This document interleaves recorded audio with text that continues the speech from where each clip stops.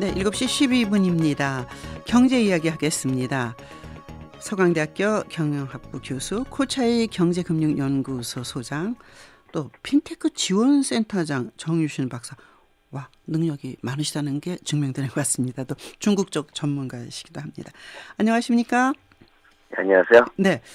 중국 성장률이 7년 만에 7%로 떨어졌는데 시진핑 주석이 말한 것 같아요. 경착륙 아닌 거라고.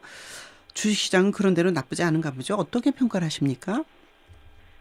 주식시장 지금 월요일이죠. 월요일날 경기 실적 발표가 있었는데요. 네. 6.9%가 나왔습니다. 이제 사실은 리만 사태 때 한 7, 8년 전쯤인데, 네. 2008년도에 이제 6% 한번 나왔다가 지금 7년 만에 6%대로 떨어진 거기 때문에 사실 이제 시장에 충격이 있을 만한데, 네. 주식시장에서는 처음에는 6%가 나왔기 때문에 좀 상황에서 그런지 하락세를 보였지만 1일 후에는 다시 이제 반등을 했어요. 그래서 네. 주식시장의 성격이라는 게 장기로 보는 건 아니니까 네. 그런 것들에서 이제 그렇게 나쁘지 않게 보는 거 아닌가 이런 판단도 있지만 네.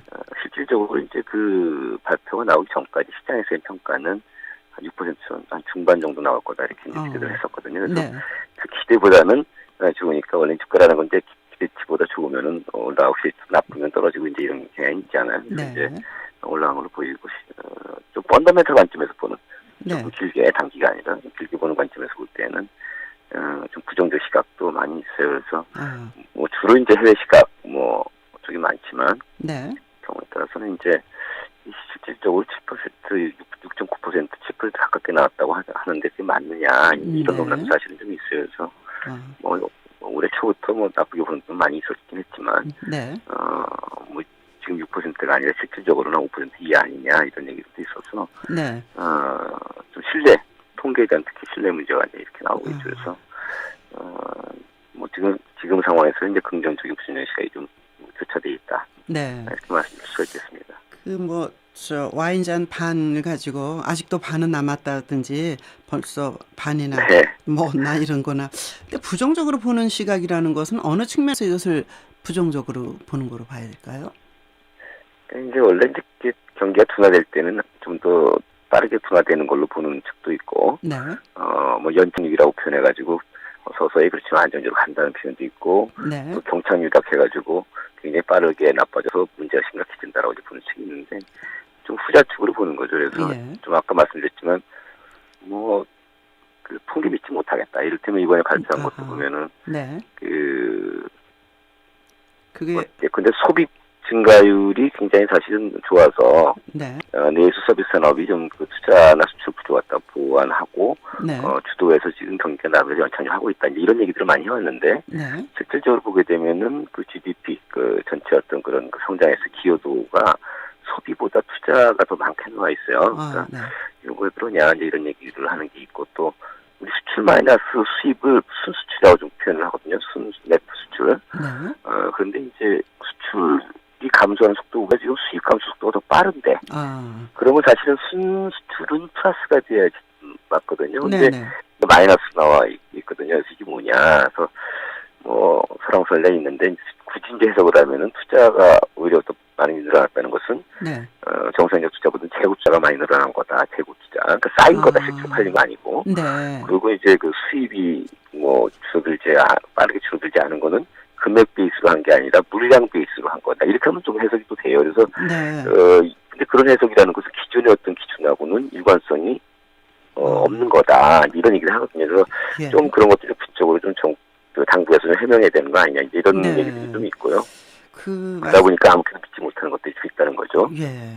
뭘 어떻게 보고 어떻게 해석해내느냐가 이 경제에 있어서도 상당히 다양한 것 같은데. 근데 지난 시간에 한번 말씀하신 이제 오중전회요.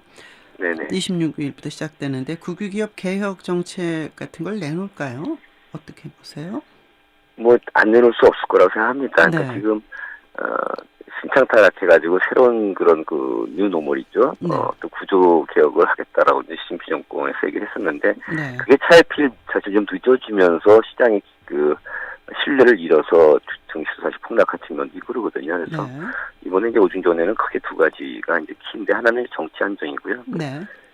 기존에 어떤 그런 뭐 여러 가지 갈등 좀 있었지 않습니까? 이제 네. 그런 분들 잘 정리를 하고 시진핑 그 측근들이 이제 얼마큼 정치적으로 이제 중요한 포스트에 앉으면서 안정을 하느냐 이제 이런 요소가 하나 있고요. 네. 그게 좀 되면 사실은 국유 기업 그 쪽에 어떤 그런 힘을 얻어가지고 속도가 빨라질 거라고 보는데 이제 이건 더 늦추긴 좀 어렵다. 그러니까 시간은 사실 좀 있지만 네. 국유 기업에서 늦추게 되면 이제 시장 신뢰가 이제 상실되면서 굉장히 여러 문제가 생기기 때문에 네. 국유 기업에는 분명히 이제 착수를 할 건데 드라이브 걸 건데 문제는 이제 국유 개혁의 어떤 그 대상이 네. 이전에 이제 뭐 등소평 때나 주룽지 총리 때 90년대 중반 이때 한 것보다는 네. 중소기업이 아니라 좀 큰 기업들 우리는 양치라고 표현하는데요.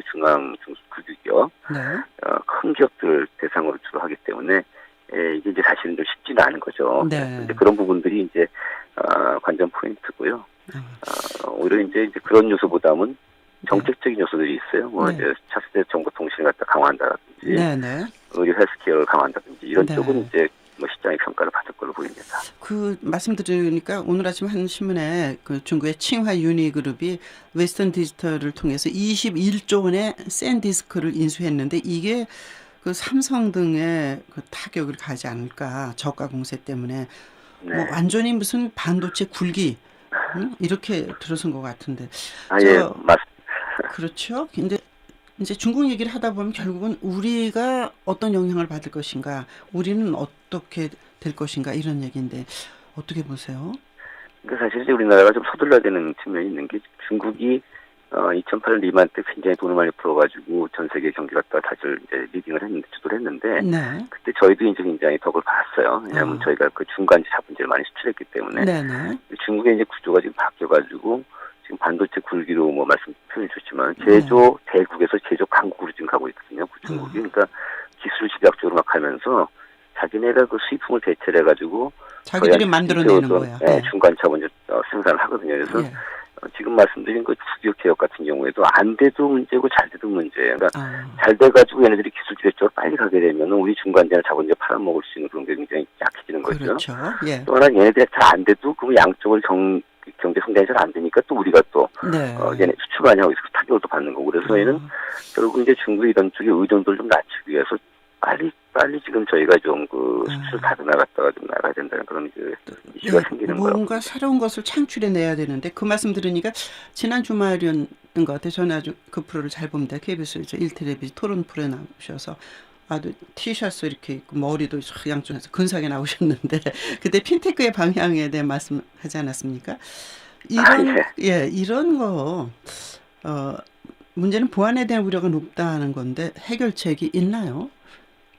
이제 핀텍도 이제 어떤 새로운 어떤 신성장 산업으로 해서 저희가 추구를 하는 거 글로벌 시장 전체에서도 이제 나오고 있는데요. 네. 이제 핀텍의 어떤 혁신 서비스가 어떤 편성을 주는 거지 않습니까? 이제 그런 거 갖다 우리가 추구하다 보면 당연히 또 이제 보안과 같은 어떤 그런 위험 요소들이 따르기 마련이에요. 네. 근데 뭐 간편 결제를 하게 되면 그만큼 또 보안 그렇죠. 생기는 거죠. 예. 그래서 이제 한편으로 이제 혁신 서비스 같은 편의성을 추구하면서도 보안을 굉장히 강화하는 게 대단히 중요한데 그러려면은 이제 금융회사 측면에서 볼 때는 내부적인 어떤 그런 프로세스가 있잖아요. 그래서 내부 그 IT 보안 감사, 이런 쪽을 이제 프로세스를 강화해야 되는 거죠. 그래서 내부적인 어서 뭐 밖에서 뭐 감독원이니까 검사하고 이런 거 되기 전에 자체적인 어떤 그런 보안 감사 시스템 갖다가 정립을 해야 되는 거고요. 그러니까 이게 뭐 우리 그 CIO라 해가지고 정보 책임자가 있는데 뿐만이 아니고 뭐 CEO 총 책임자죠.